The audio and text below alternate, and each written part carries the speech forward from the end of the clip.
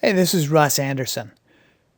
Right here you're looking at a shot from a roughly calibrated stereo rig, and we'd like to align it exactly, and I'm going to show how to do that using a little script inside of SynthEyes that basically automates the manual adjustment process that's shown in one of the other tutorials.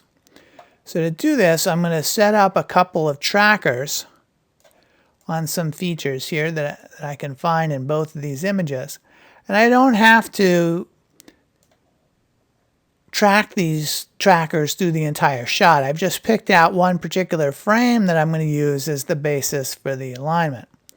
So now I've got 3 different trackers, and I need to have at least 3. I could have a bunch more. Don't really need to have all that many. And one thing that you want to have them distributed vertically. So they're not all just horizontal. They need to have height to them. Having done that for the one image, now I'll go and find those same features in the other.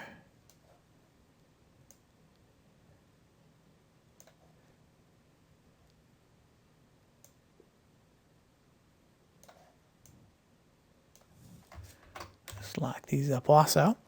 And the one other thing we need to do is just lock these guys up. So I'll just select one of my trackers, and now I'm just alt-clicking on the matching one.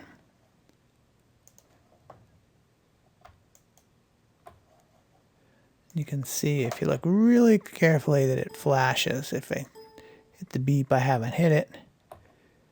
So now I've got 3 stereo pairs set up. And now I'm ready to go and run the little script, and it is called Stereo 2D Alignment. And one thing it needs to know is a rough estimate of what the lens field of view is for each camera. And that's information you can get by doing some initial tracking or just based on pre-calibrating your rigs a bit. Often you should be able to use these numbers much of the time from one shot to the next if you're not zooming the lenses. So I have some estimates here, and you need to tell SynthEyes what tracker you want to use to be the point that the cameras are converging on. So I'm going to use this one up here. That's tracker 7, and there's a checkbox here. Right now we're going to be doing this calibration for the entire shot, but you can also apply this process repeatedly throughout the shot to generate animated convergence effects. I've just run the script now. You see that the cache is now flushing and recalculating, and the size of these things is now equalized. So I'm going to go and change the bottom image now to the stereo display.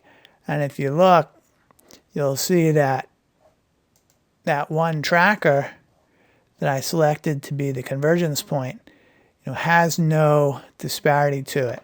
If you look at the various features in the foreground, you'll see, matching red and cyan components. Those are all in the foreground. And the sizes have been equalized of the shots, and the shots have been rotated a bit to make all this happen. If you bring up the image preprocessor and look on the adjust tab, you can see what it has done in order to achieve that. So that's the basic alignment process using that script. Like I said, you can repeat this process, so I could do it later in the shot and earlier in the shot, and maybe have it stay converged on some particular feature as it's moving through the shot. And when you do that, you can use different sets of trackers in each field, at each different frame if you like. Just have those particular trackers be valid only on the particular frames that you're interested in. So I hope that helps. It's really a pretty quick and easy way to get some shots and take something that's very roughly aligned and kind of hard to look at in stereo and make it something where you can just put on your glasses or project it and immediately get the perspective and have something that's pretty nice.